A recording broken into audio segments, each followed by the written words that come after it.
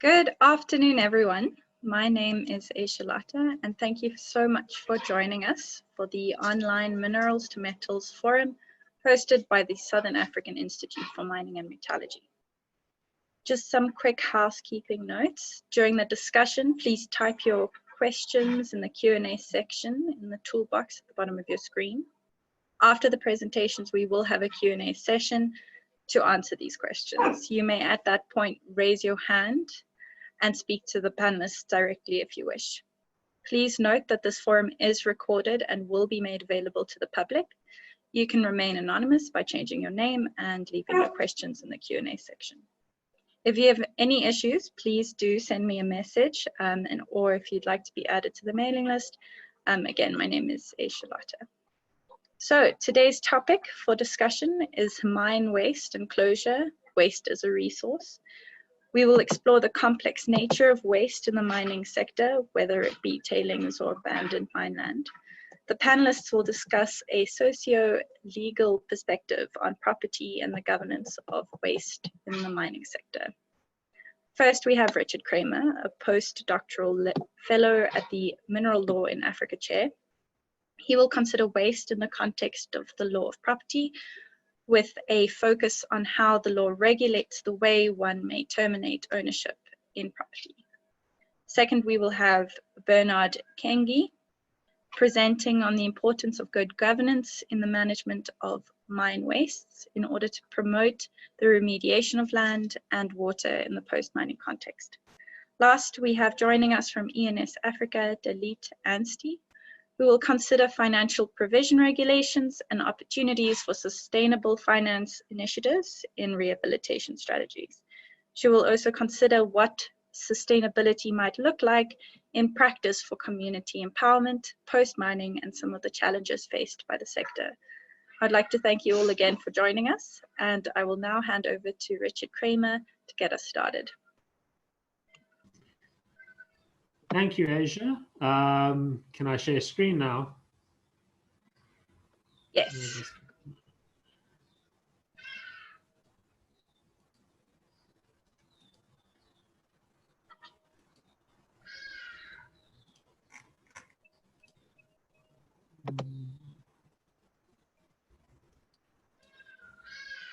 There we go. So today I will be discussing waste as property and the hard choices in respect of mine waste.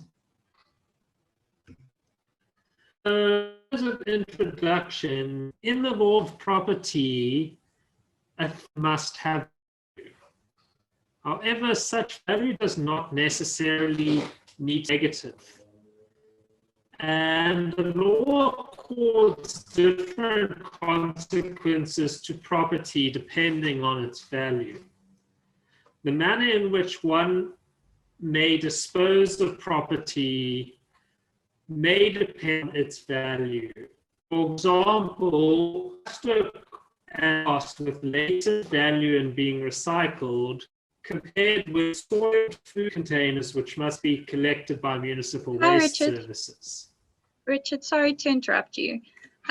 We're just getting, it's a little bit choppy. Yeah. Maybe we should continue without your video and see how it's, the okay. Sound, yeah, might improve. Thank you. Sorry, let me just see. I think I need to stop share, stop video. Okay. And I'm going to just share screen again.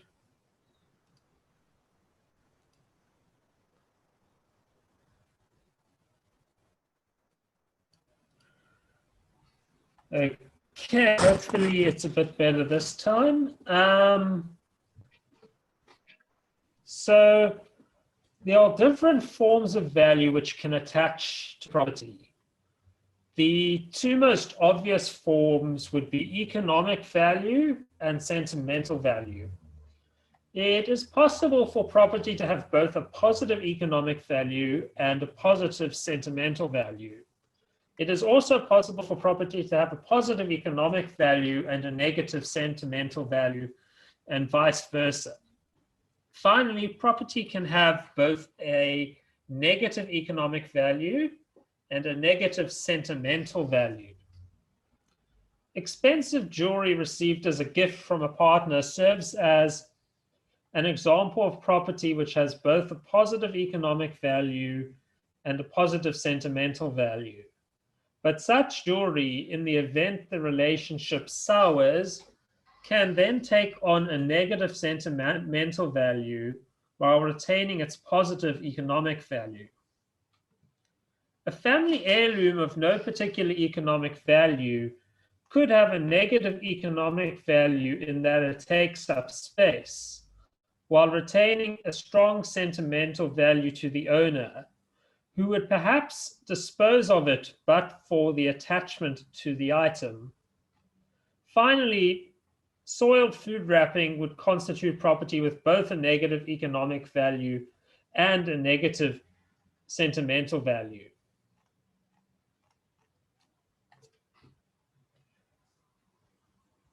In the law of property, we talk of abandonment, but it's necessary to distinguish between the use of the term abandon in the colloquial sense and the use of the term abandon in the legal sense. In the colloquial sense, one may refer to a neglected piece of property as abandoned. However, this does not mean it is abandoned in the legal sense. The question must be asked whether the law recognizes the relationship between the thing and the owner as validly terminated. It is usually considered uncontroversial in property law that all that is required to abandon a thing is to physically dispose of it with the intention of no longer being owner thereof. But in the prevailing legal framework, it is difficult to see how this can be achieved. How can one simply unilaterally dispose of a piece of property without violating laws regulating littering or dumping? Regardless of the value attached to property, the law regulates the manner in which it can be disposed of. There is no unrestricted right to abandon property as one sees fit. Such an unrestricted right is not viable, given the negative societal and environmental consequences that would result. It is necessary that the law strictly regulate the disposal of property. This brings us to the concept of waste. The general starting point would be the National Environmental Management Waste Act, which defines waste as any substance, material, or object that is unwanted, rejected, abandoned, discarded, or disposed of, or that is intended or required to be discarded or disposed of by the holder of that substance, material, or object, whether or not such substance, material, or object can be reused, recycled, or recovered. This definition is clearly wide enough to include an otherwise functioning laptop discarded in favor of a new model, as it is to include a used pizza box. The consequence of a thing falling within the category of waste is that it needs to be disposed of following the correct procedures as set out by law. It cannot simply be abandoned at will, but must be directed to the correct waste management stream. This may be more onerous depending on the nature of the property. The otherwise functioning laptop, if the owner cannot find a buyer, as potentially hazardous e-waste, would be more difficult to dispose of than the used pizza box, which can simply be put in a bin for collection by municipal waste services.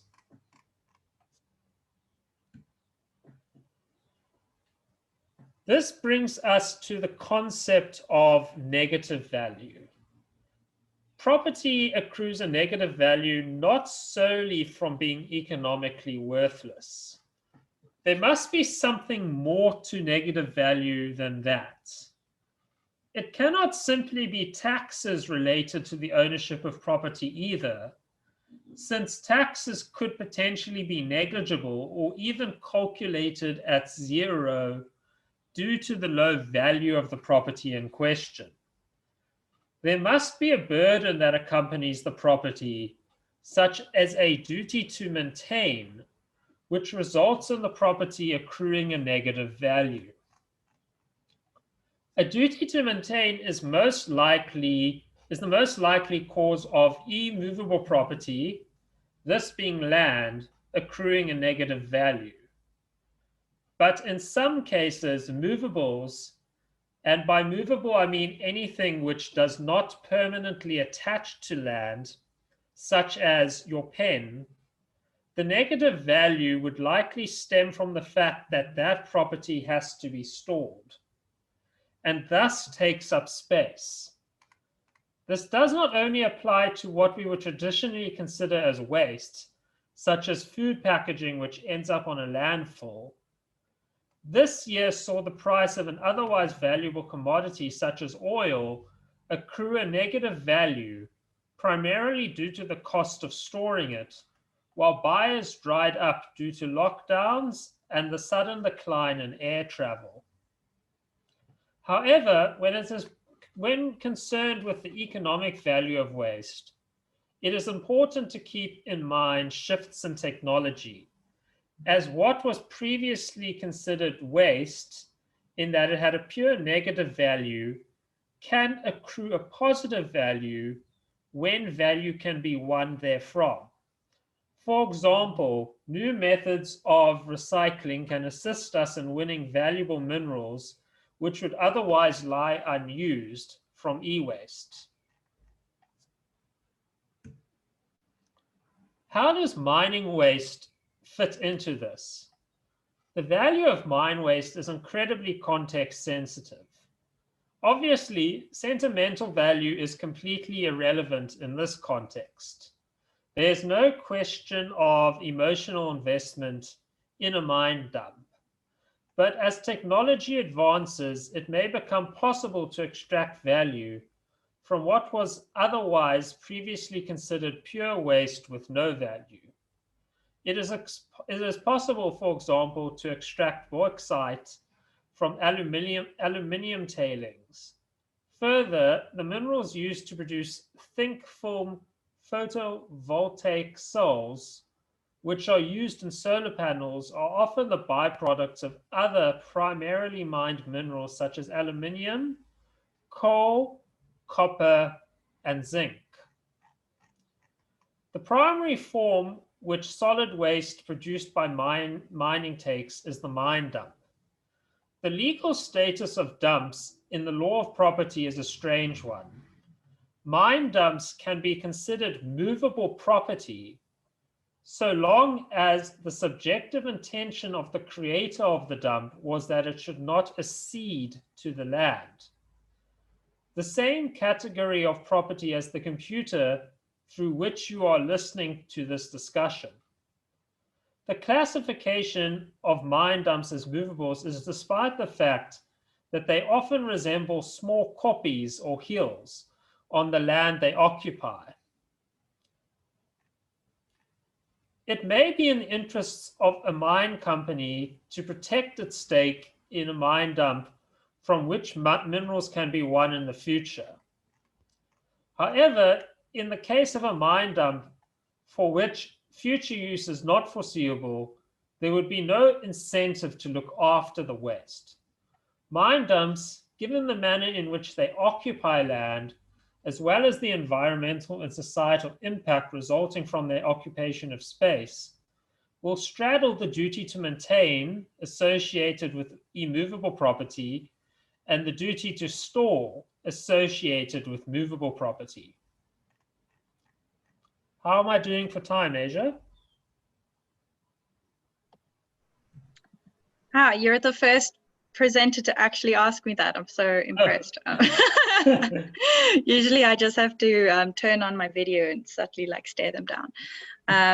Yeah, no, you're fine. You can complete your presentation. Okay, great. Give it I have another a few 2 more or 3 slides minutes. to go.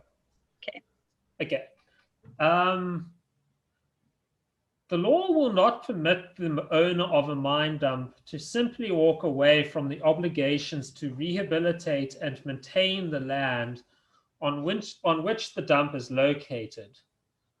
Abandonment in the common law legal sense means the unilateral termination of ownership by the owner without the cooperation of a third party.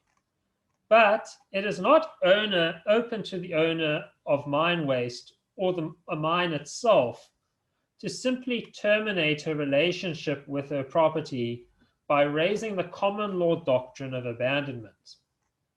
However, one problem with mine wastes, such as dumps, as well as the actual mining sites themselves, is that they may not simply be abandoned. They may in fact be orphaned, given that the mining company that owns them can easily cease to exist. This is a part of a wider problem identified by academics such as Tracy Field Humby, who has criticized the manner in which mining rights can be passed from larger concerns to smaller concerns until the least equipped and most financially precarious company comes to hold the right in question, as well as the obligations to maintain and rehabilitate the land. Mine waste is thus a form of highly negative value property for which it is often difficult to pin down a responsible party. For example, a couple of years ago, it was estimated it would cost roughly 12 billion rand to treat the polluted water stemming from the Witwatersrand Basin alone. Attempts to balance paying these costs between mining companies and the public satisfied nobody.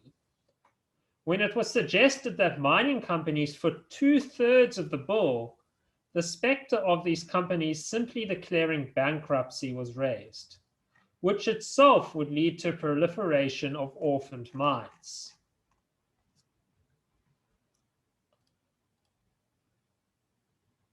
A good legislative framework would hold producers of mine waste responsible. But in order to hold such producers responsible, they must exist. Otherwise, it is necessary for producers to be pursued into their metaphorical graves, or perhaps do better to hold mining companies which sell mining rights to smaller concerns to account. Financial security for mining is required in terms of the National Environmental Management Act and can even be increased on an annual basis. The problem, however, is how do we even begin to estimate the true costs of rehabilitation decades down the line? Is it feasible to expect a company to put up the true cost of rehabilitation as security before proceeding with mining operations? This runs the risk of seeing investment dry up and development slow down, with the consequence that the transformative goals of the legal framework created by the Mineral and Petroleum Resources Development Act will be jeopardized. Sadly, there are no easy choices in this respect, but we can look towards other ways in which conceiving of waste as property can help us find the sweet spot between meeting society's needs and protecting the environment. One option is urban mining, through ensuring the latent economic value of property such as e-waste is tapped into by directing such objects to the correct management streams.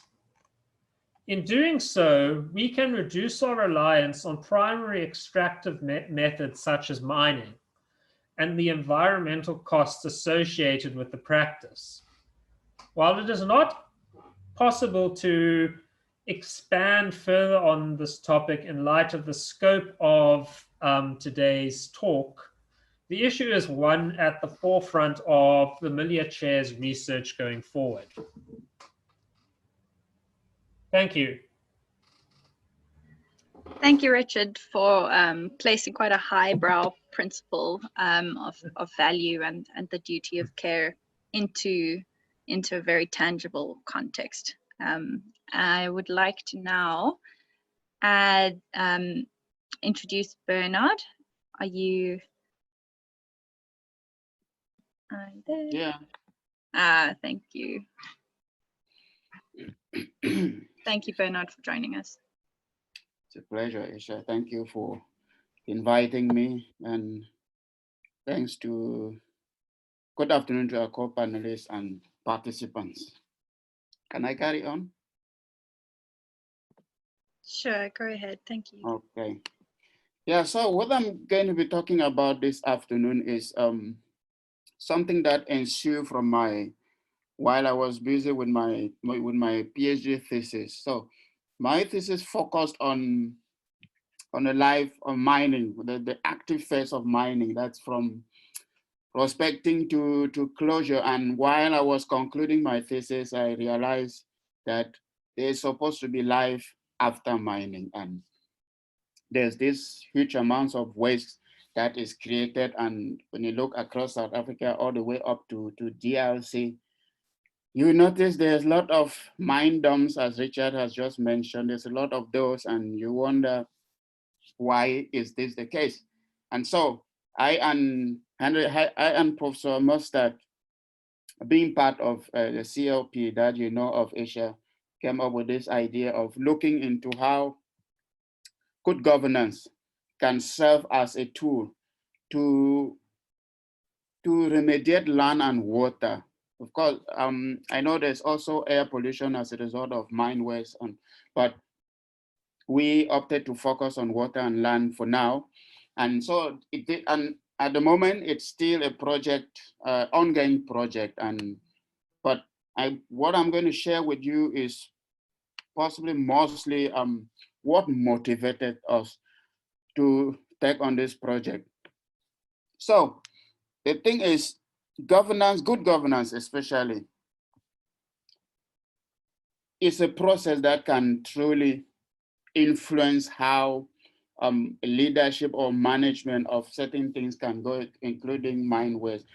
And as Richard mentioned earlier, that it requires huge amounts of money to manage mine waste or to clean the waters of South Africa. And we know access to land is always an issue in South Africa.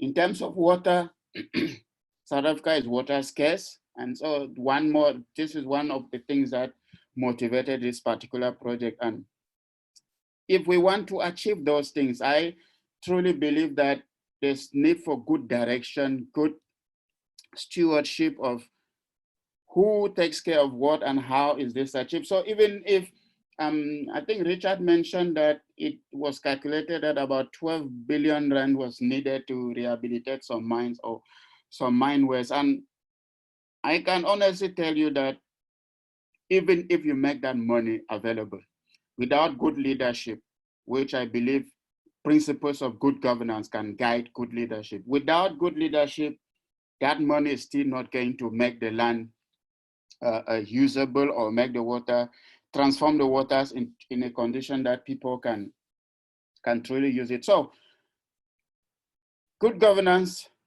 with its processes as a process can really guide how lead systems to operate, of course, according to preferred practices, which in the case of South Africa, we know there's legislation which guide us on how to do certain things. And of course, there's also case law. And the private sector, there are all sorts of policies and things that can guide them to do that, into achieving that target.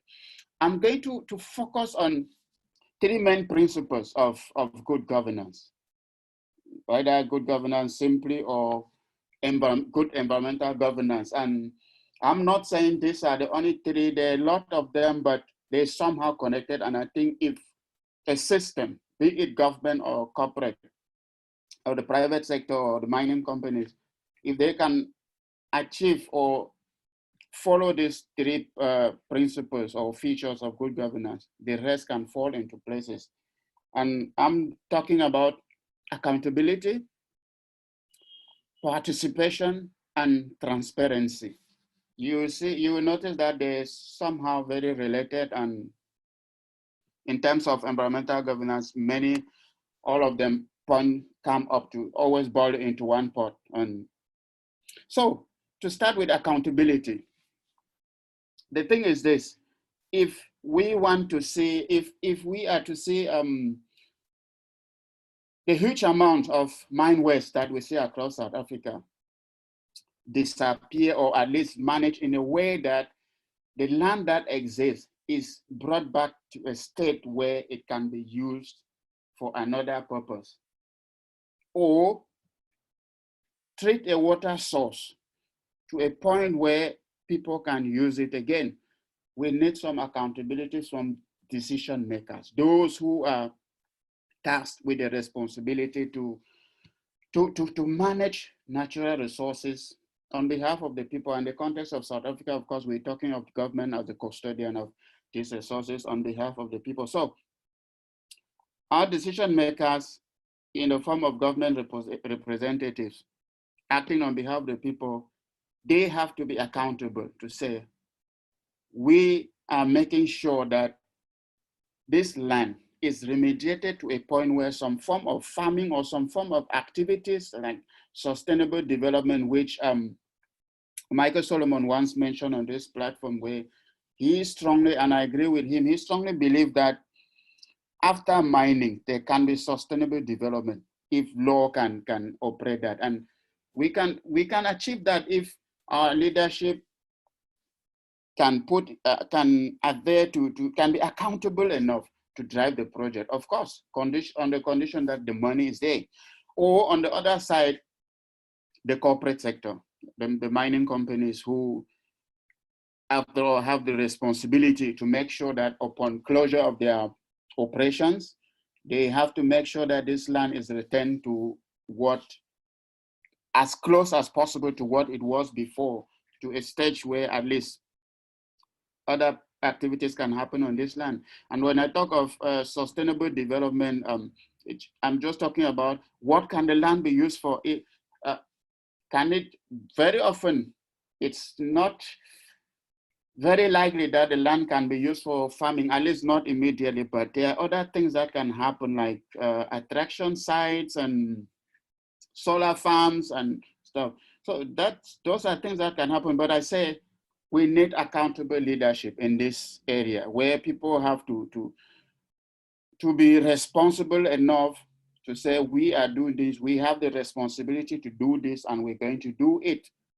And do it in a way that this land can be used, and do it in a way that this water source can still be used for any other purpose, whether it be for farming, drinking, if that is possible at all. But at least someone has to own up, or whoever has that responsibility has to be accountable. That's being responsible, ethically correct, being trustworthy, someone reliable, or reliable leadership, which can drive the project to make sure that if there are funds for this and they are the qualified people to do the job, that the project can be driven to completion and successfully.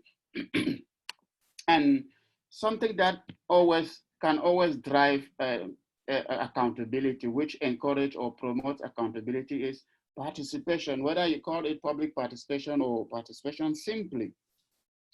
Very important. And especially, I usually say in the context of South Africa, where in the mining sector, it's not just the Department of Mineral Resources. You're talking of Department of Environmental Affairs, Water and Sanitation, some tourism, finance, all those things come together. So when I talk of participation, it could be participation between government departments to make sure that they are driving the same agenda, they're pursuing the same goal, whereby the Department of Mineral Resources has its role to play to make sure that mining is closed successfully and the land is rehabilitated, and the Department of Environmental Affairs and Water to ensure that land or environment as a whole is rehabilitated and probably rehabilitated. So it's about participation means allow, and besides participation between government department, of course, society, concerned or affected parties, which could be just members of society like you and me, or local communities directly affected by that particular mine waste. So it's the issue is about bringing people around the table so that they can be informed, they can be consulted, they can be involved in the project. And when I say involved, I hold this very dear to my head, because I don't think it makes sense to want to rehabilitate land in a community or a water course in a community, and then the community is left out. They're not consulted on what to be done. Maybe what they want to do on that land is farming, and maybe government decides to make it a solar farm. Or maybe the land is not good for farming. And that's why participation is important, to be able to explain to them that this land cannot work for farming, or you cannot stay here. When you think of a uranium mine site with constant activity, I don't think people can reside there immediately upon, well, it depends on how the area is treated or remediated. But then, like I said, everyone has to be involved so that they're able to understand why should it go this way, or put their own points on the table. And it's participation is also about collaborating, and maybe this works most between government department, but also can work with communities, collaborate with them. What do they want to see happen on that land? Or are they comfortable with what government or mining company is offering them? And participation is also about empowering and building capacity with regards to communities. If when they come around the table, they are being given an opportunity, being empowered to participate in decisions concerning them. And one thing that, talking of participation, there would never be good and fair participation if there is no transparency. I know we covered this aspect last week, but I think that was about resources as a whole. But let me focus on mine waste.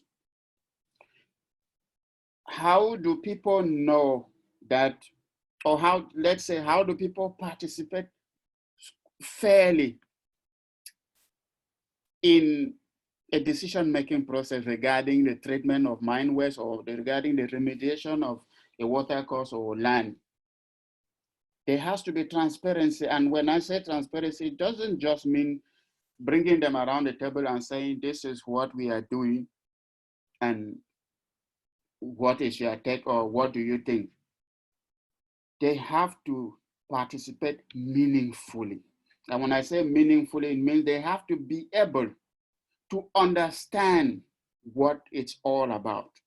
Say, for example, if for a mine site that is being rehabilitated, they have to know exactly what is being rehabilitated and what will happen at the end of this, and what will happen to the points they put on the table.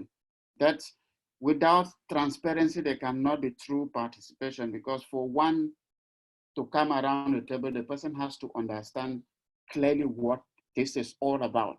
And last week, someone asked a question regarding,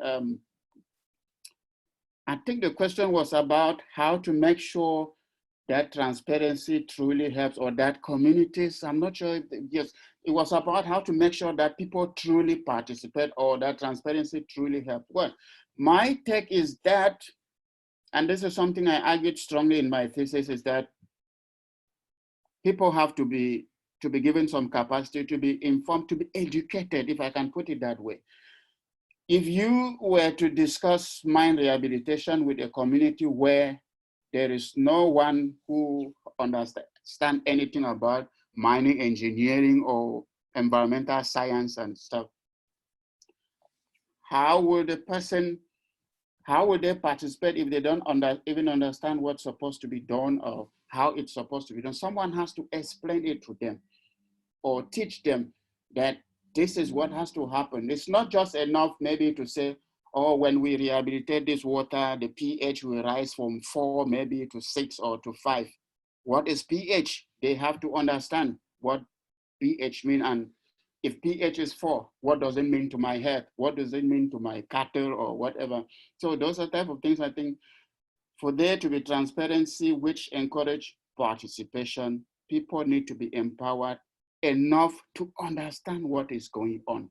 It's not enough to just tell people, no, this is what we're going to do, and maybe this is what will happen. Sometimes even what will happen, they still don't understand the implications. And it's really important that they participate meaningfully. And for them to participate meaningfully, there's supposed to be enough transparency. Of course, transparency goes with access to information, which is definitely a big issue with very often with people not being informed enough of processes that are going on for them to make meaningful participation.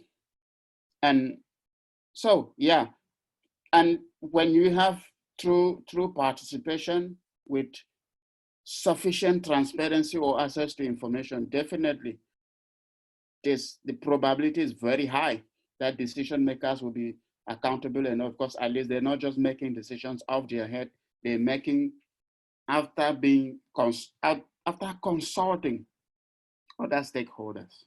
And that, I think it makes them even much more stronger. Aysha, how far am I with time? I think you might need to start wrapping up. So another minute or so, if that's okay. Okay, no, that's fine. I'm just going to talk of the challenges of good governance, things that can challenge good governance, because it's good to talk about all these features of good governance and how good it can help.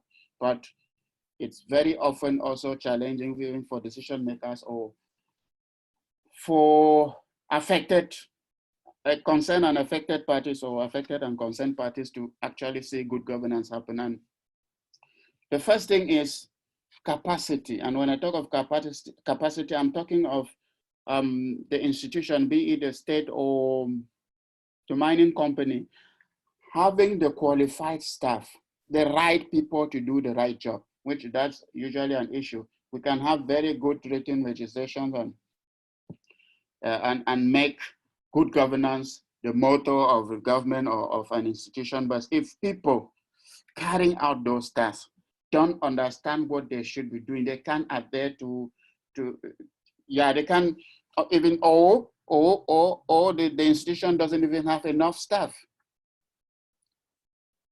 to carry on the job. This good governance is not going to happen because there's no qualified or there's not enough people to carry on the task. Then there's the other aspect of competency. An institution can have maybe more than enough staff that is required. But if those people are not competent, when I talk of competency, it could be their qualifications or even their moral ethics. When we talk of corruption, for example, I don't think that person is competent enough. But anyway, think of things like corruption or people not even understanding their jobs, what they're supposed to be doing, can affect good governance. And then the last thing, but which is the most important, legal framework and policies. There's always a need for those legal framework to guide decision makers on how to make good decisions. Well, there are some very wise people whom without legislation, they will go out there and do very interesting things. But very often we need these good legislations and strong policies to guide decision makers, maybe especially those incompetent ones. If at all, they're even able to understand the legislation itself, because that's what happens very often with people who don't even understand what the legislation requires them to do. But at least having a good legislation is a starting point to say, okay, at least these are guidelines for decision makers to follow. And I know in South Africa, we have, Richard mentioned the the West Act earlier, and the MPLDA and other legislation. And I think Dalit will be talking about finances, maybe probably legislation on finances on mine waste or rehabilitation of mine site.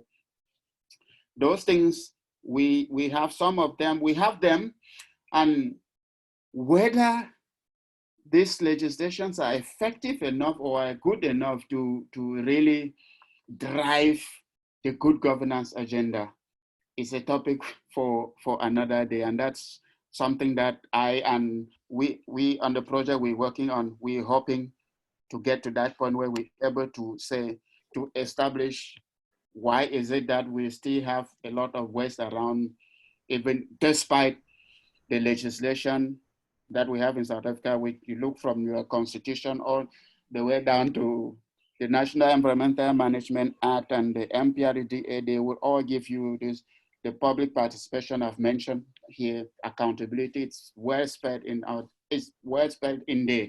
And maybe it's not working because the people applying them are incompetent or the legislation is not clear enough. But like I said, this will be a topic of another presentation. Maybe when we're done with our project, we could come back to this platform and share our findings and conclusive remarks. Thank you, Aysha. And thank you so much. Yes, I definitely think we'll have you back to speak more on that topic. I'd like to now hand over to Dalit. Thank you so much for joining us today. Can you see me and can you hear me? Yes, perfectly. Okay, great. Let me just also quickly share my slides. How do I do that? Let's see, share screen. There we go. Just let me know when you can see my slides. Yes, perfect, we can. Perfect, perfect, okay. All right, so thank you so much for having me today. To SAIMM and Minerals to Metals, I really, really appreciate the opportunity to be a part of this really, really interesting panel that's very close to home in terms of the work that I do. So I'm Dalit and I'm an associate at ENS Africa and I work in the Mining, Natural Resources and Environmental Law Department. So we do everything from air quality, waste, mine closure, mine commencement, climate change, energy law. So it's a really fascinating area to be in. I'm also doing my LM part-time through BITS at the moment in environmental law. So what I'm going to be talking about today is, and it feeds off very nicely off Bernard's presentation, and thank you to Bernard and Richard for your interesting insights.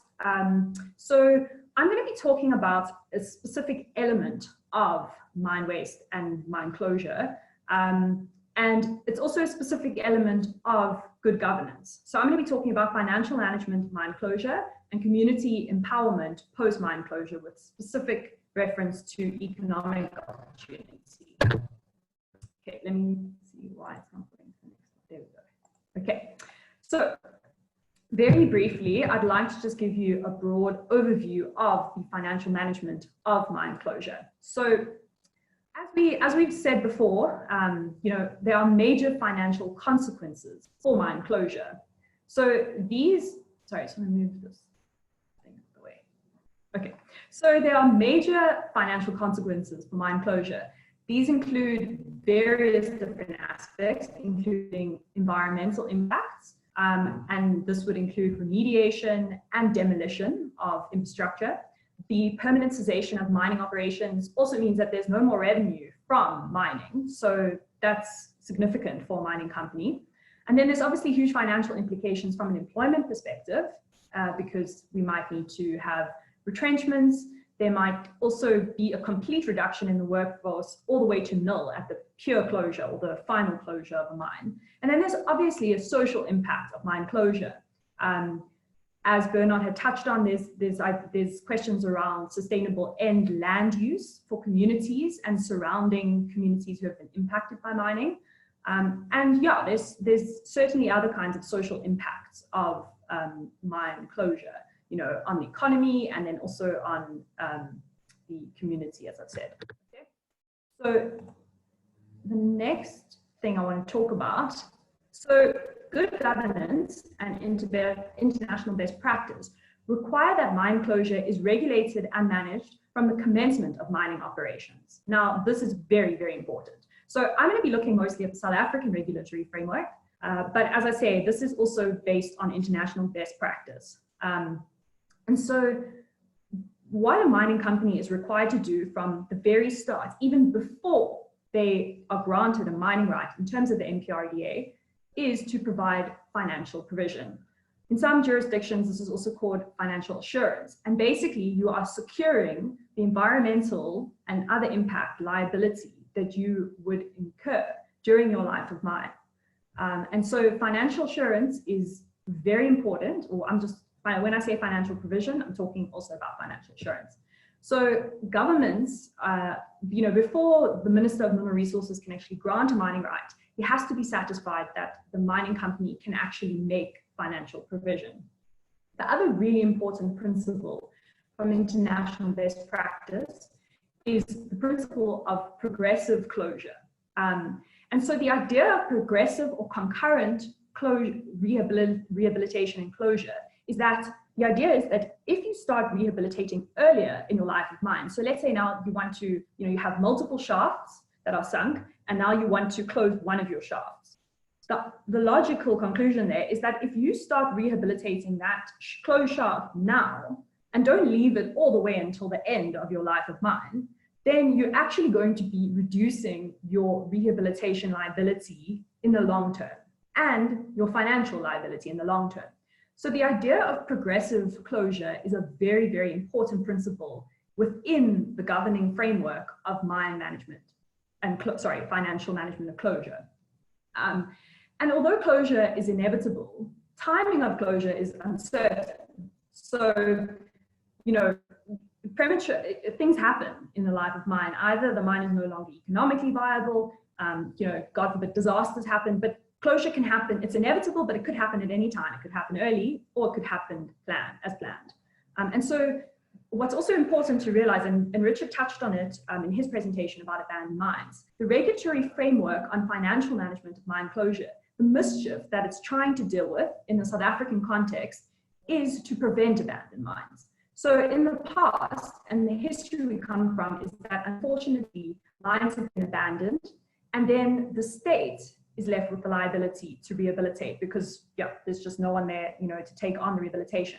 So the mischief that the regulatory framework seeks to regulate is exactly that we want mining companies to actually take responsibility of their rehabilitation liability. All right, so I'm going to give you a very broad overview of the financial provision regulations. So as you all probably know, and if not, then the Mineral and Petroleum Resources Development Act and the MPRDA regulations previously governed financial provision. So it's always been a requirement of the legislative framework to have some kind of financial, okay, not always, not all in time, but I'm talking about now from the start of the MPRDA, which is early 2000s, mining companies have had to make financial provision. And my argument is that the way we advise clients is that actually the fundamental principles that I described earlier around financial provision have not really changed. Even though there's like a seeming change in the legislative framework after the One Environmental System in 2014, when it was introduced. And what it did is it moved mine environmental regulation to NEMA and the creation of the financial provision regulations. But ultimately, I think that the regulatory framework has actually remained very much the same. So the NEMA financial provision regulations in 2015, and also it's important to note that they do have slightly different application at this moment in time to new mining right holders versus existing ones. And when I say existing ones, I'm talking about ones that had mining rights before the MPRDA. So the current financial provision regulations, they regulate concurrent or progressive rehabilitation. And that you also have to have, as I say next, there has to be an accompanying plan. So you'll have an annual rehabilitation plan, and that's updated on a yearly basis. Then you have your decommissioning phase of mine closure, and then you have final closure, but then you also have post-closure. Then in terms of the financial vehicles that are available, so mining companies have in the past used rehabilitation trust funds. They've been very, very popular. I just want to see how I'm doing for time. Ooh, Oh, I'm very late. Okay, I'm going to hurry up. So rehabilitation trust funds have been very popular. And what these try to do, you'll have trustees who sit on the trust, and mines put money aside for their rehabilitation liability in the form of, so rehabilitation trust funds consist of cash and investment policies. The other ways you can make financial provision are bank guarantees, cash deposits, insurance policies. And yeah, so certain financial products have developed on the market to actually make these insurance policies. Then in terms of your progressive rehabilitation, one of the kind of flaws with the current legislative framework is that you will be required to actually conduct concurrent rehabilitation from your operating and expenditure budget. And so this actually disincentivizes mining companies to make financial provision, unfortunately. And there's some, I'm not gonna be able to get into it now, but there are some interesting regulatory changes around the the rehabilitation trust fund, which actually also disincentivize mining companies to undertake rehabilitation because it freezes money. So yeah, I'm pretty much out of time.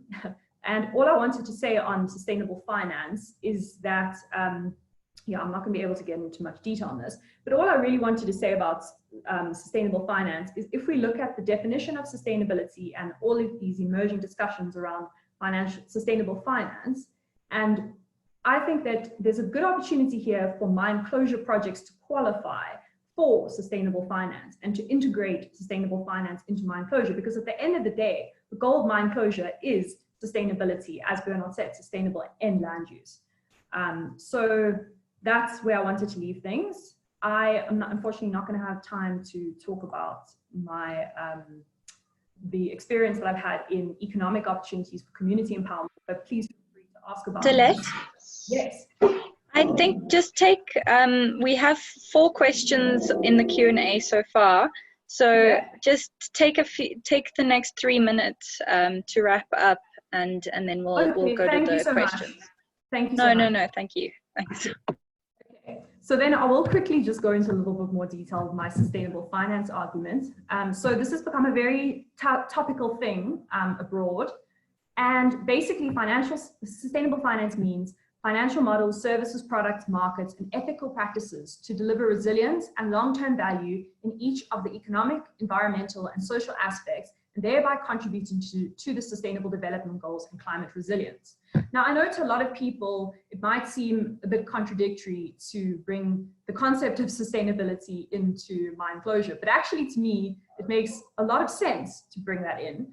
Because at the end of the day, sustainability is about, there's economic, environmental, and social aspects. And what we're trying to do at the end of the life of mine and during life of mine is to make mining sustainable. And so, and there's also interlinkages between the minerals that we mine and, whether it's going to be in the building of solar panels, but also, yeah, I mean, even if you look at historic mines, to try and, ensure that they are in good shape, and that they have a sustainable end land use that doesn't exacerbate climate change.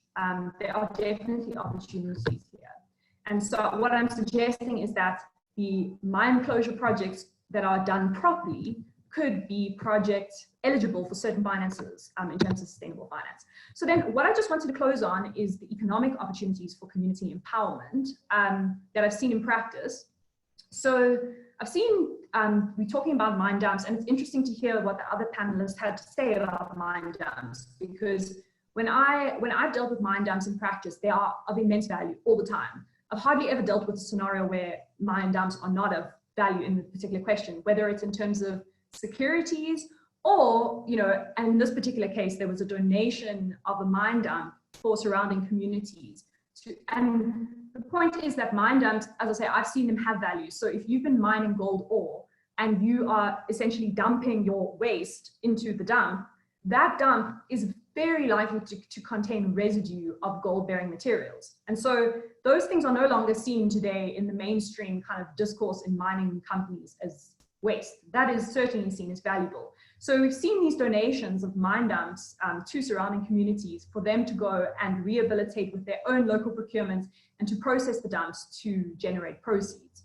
And then there's also obviously ancillary infrastructure for mining operations like housing and clinics and those kinds of things, which are built for the purpose of mining, but during and after the life of mine, they tend to have, well, according to, you know, the original set of plans, because it's no longer mining, they don't have value. But because people have now been living in them, and to help fund or, you know, to help support the sustainable end land use, whether it be in, you know, in some countries I've seen things like mine tourism, you know, there's certain opportunities there to actually retain those structures, which is also a benefit to the mining company because they don't have to go and spend money on the demolition of those things. So there's a lot of opportunities. I'm not going to have time to go into the other things, but I think there are lots of challenges, as Bernard pointed to, that I've seen in practice. Unfortunately, you know, there's community fragmentation, there are opportunists, but and then there's also questions like who is community, who should qualify as beneficiaries, poor municipal leadership, because obviously mining companies require a partner in government to actually try and,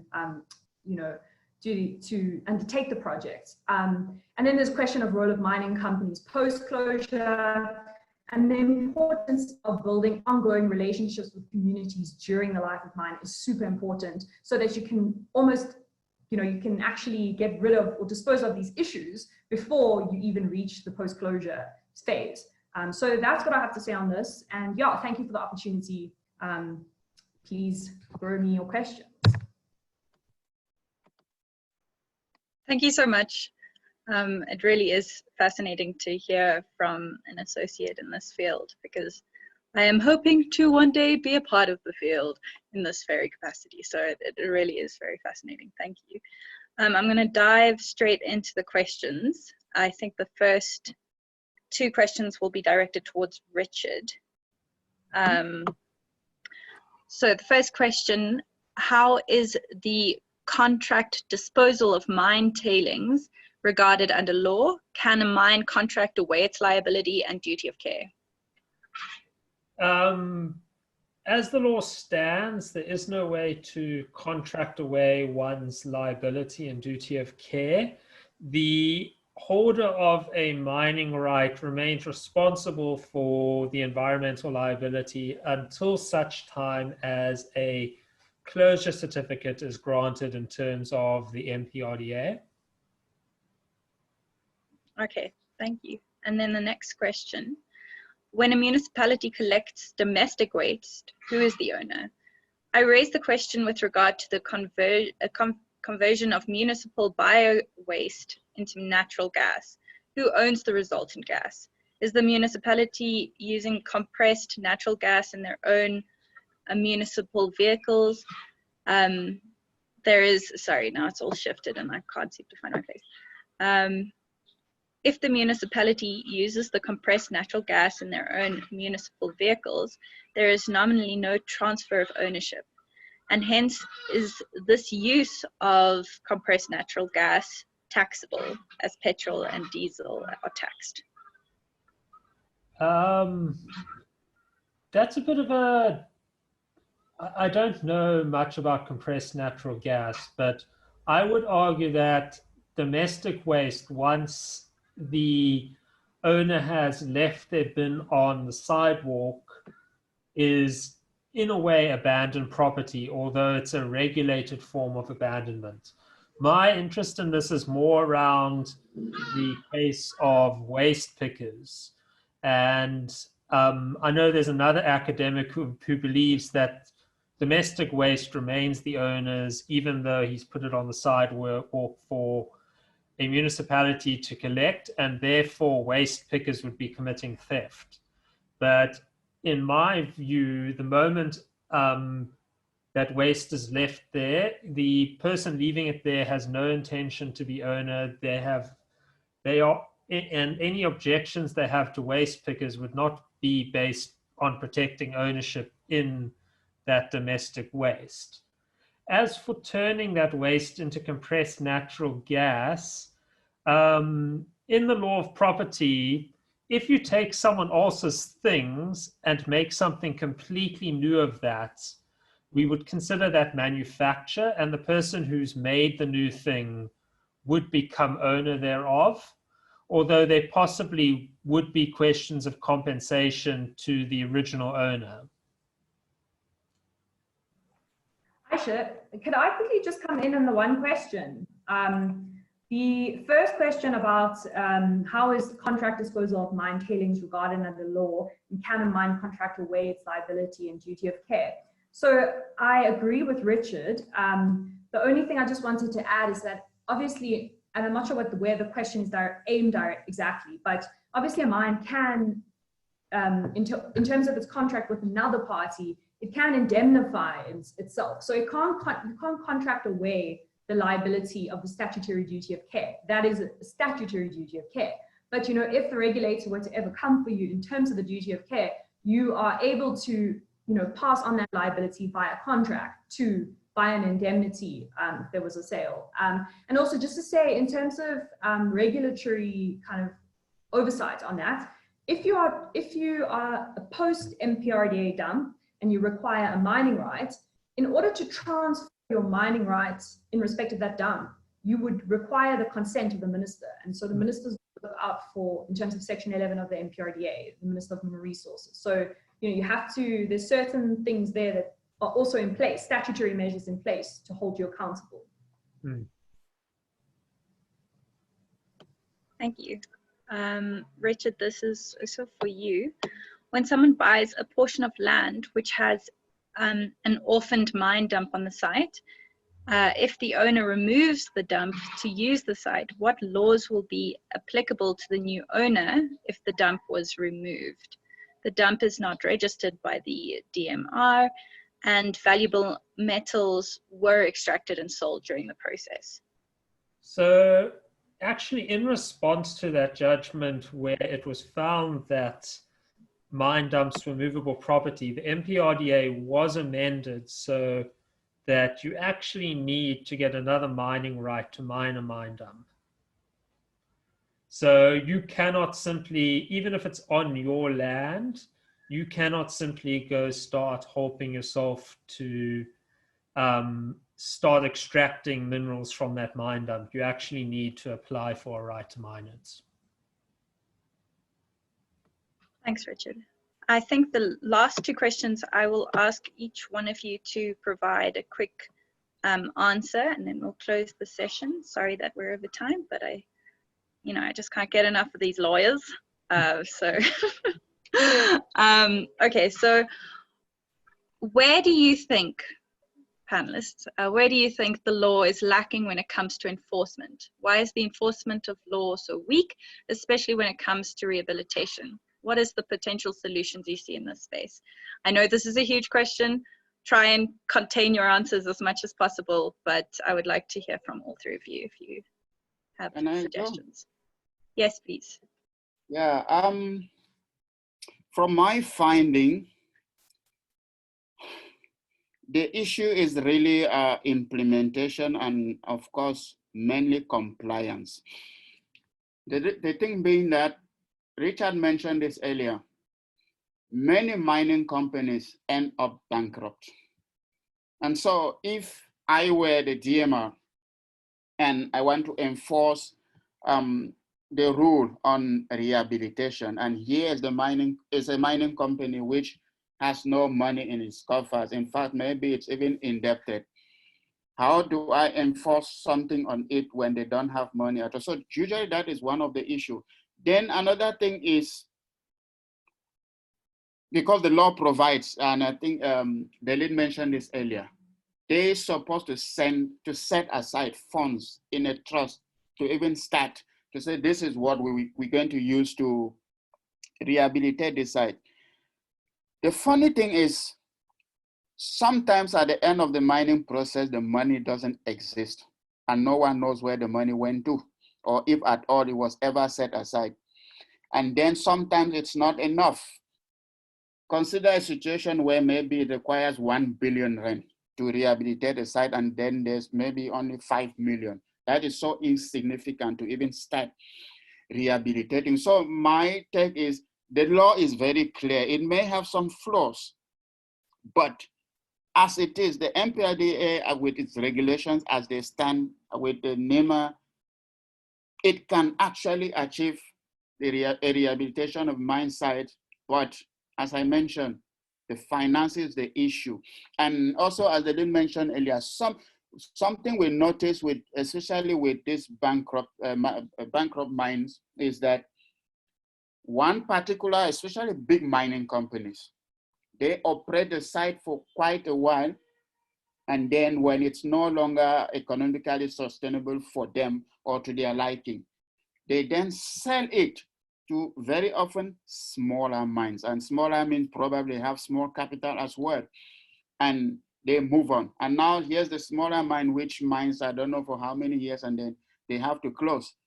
And the impact they themselves have caused, added to the one caused by the previous mining company, it's too huge for them to deal with. And those are the type of things we are dealing with. And if I can just answer the second question, Aysha, to which links to this one, to say, from my thinking. Keep it short, sorry. I'm like nervous about time. For me, and the suggestion I make is that government should be more in control of this money set aside. And what I suggest is that the trust where the money is set aside should be under the control of the government. It could be with the Department of Mineral Resources, which other department having access to information regarding those accounts, whereby once money is in, that mining company cannot touch it then. The government has to probably approve for any cent to come, so that they're constantly aware that there is money set aside. Another way could be to suggest that mining companies set a particular portion of their benefit on a yearly basis. You say maybe every year you put 1 million, or you estimate that, okay, the damage caused this year could cost 1 million or 5 million to repair. You put 1 million or 5 million in that account. So those are my suggestions. Thank you. Would you mind, Aysha, if I quickly respond to Bernard's suggestions? Go for it. Thanks. So I definitely agree with a lot of what Bernard was saying. And I think that, you know, what I've seen in practice, and I think is very interesting, and unfortunately I never had a lot of time actually to talk about the rehabilitation trust funds, but I think a lot of the time, the mine regulatory framework specifically on financial management, on closure, is aimed at the worst case scenario, which, as we've said, is like an illiquid company that's not able to conduct rehabilitation.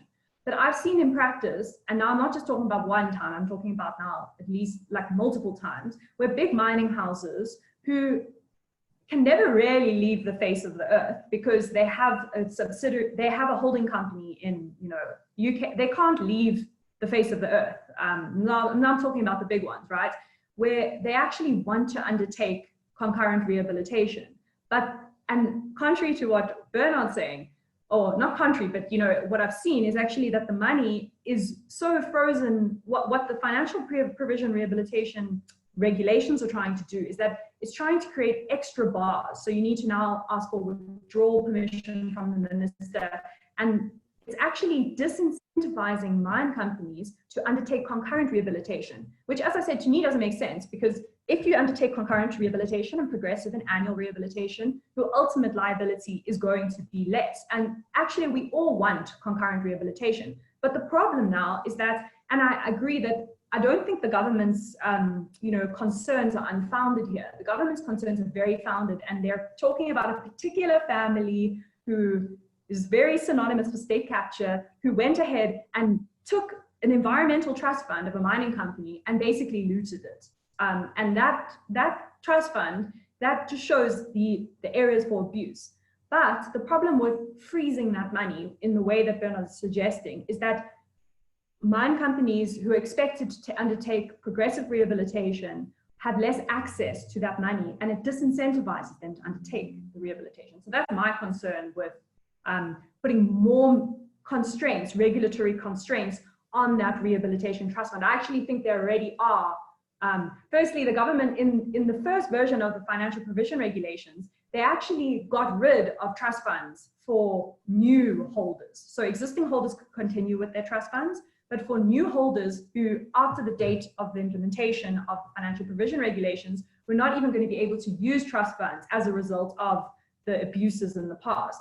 But what we've also seen in practice is how trust funds are usually the best way and the best way to generate such magnitudes and multitudes of money. Anyway, so thanks for that interesting question from the floor. Richard, closing remarks from the two questions that we've kind of been dealing with, one on the enforcement of the law and how it seems to be failing in the rehabilitation sector, and the other touching on how to deal with orphaned or liquid companies that can't actually do the rehabilitation on their side. Wait, what was the question again?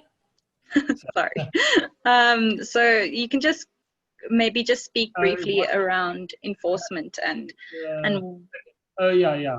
So I don't know, I think, as I mentioned in my lecture, there are a lot of hard choices that need to be made, and it's difficult to hold companies responsible when they can simply disappear and cease to exist. Which is why I kind of, at the end of my paper, and in my talk, I touch on needing to find ways to reduce our reliance on primary means of extraction and look at things like urban mining, because it just doesn't seem possible to calculate the true costs of rehabilitating mines and without deterring investment and impacting transformation. So yeah, I don't know, I don't have any like concrete answers to issues around how do we better enforce and deal with orphaned mines. It's a huge topic to tackle in 5 seconds. But yeah, just a quick closing remark on this huge issue that we're all faced. Yeah, thank you so much for the panelists and the participants for attending today's forum. I really do appreciate the insight, and I can see that there's a lot of interest in this sector. So we will try and get the panelists back for a second installment, and maybe something that we can get a little bit deeper into. But thank you so much for joining us, and the recording will be made available. And I hope everyone has a lovely Wednesday afternoon. Thank you. Thanks so much. Thank you. Yes.